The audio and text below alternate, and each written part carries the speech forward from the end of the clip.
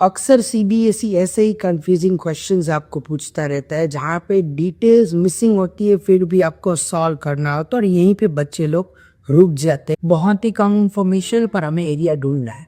अगर आप ध्यान से देखिए तो ये जितना भी एरिया ऑफ शेडेड रीजन है ये हाफ ऑफ हाफ है, यानी कि मैं कह सकता हूँ कि सर्कल का क्वाड्रेंट में है ये।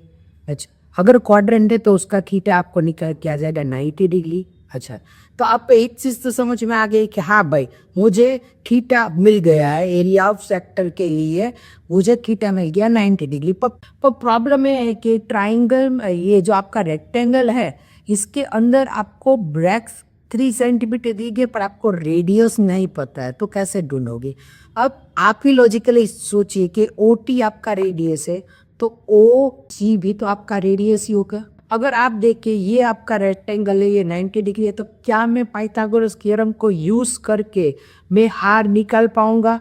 यानी कि एक बार आर निकल गया तो मेरा पूरा काम हो गया। अब आप ही देखिए ये 3 है तो ये जितना भी आपका है ये भी तो 3 सेंटीमीटर होगा।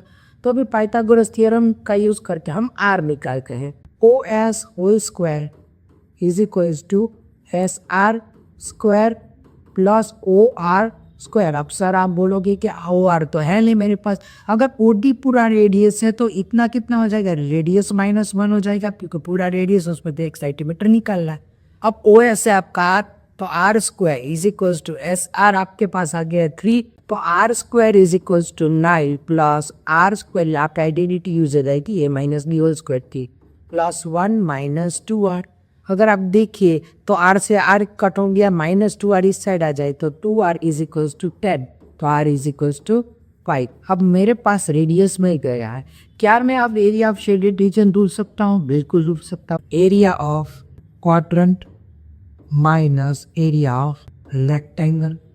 एरिया ऑफ क्वाड्रेंट 90 डिग्री वाला है, यानी कि theta upon 360 degree into pi R square minus area of rectangle length into breadth हो गया। अब थीटा 90 या 90 अपॉन 360 डिग्री इंटू रेडियस अभी हमें मिल गया, रेडियस है 5 तो इसको कर देते हैं 25 क्योंकि 5 का स्क्वायर है माइनस लेंथ, रेडियस 5 है तो 5 - 1 आपका क्या हो जाएगा 4 और ब्रेथ आपकी 3 है।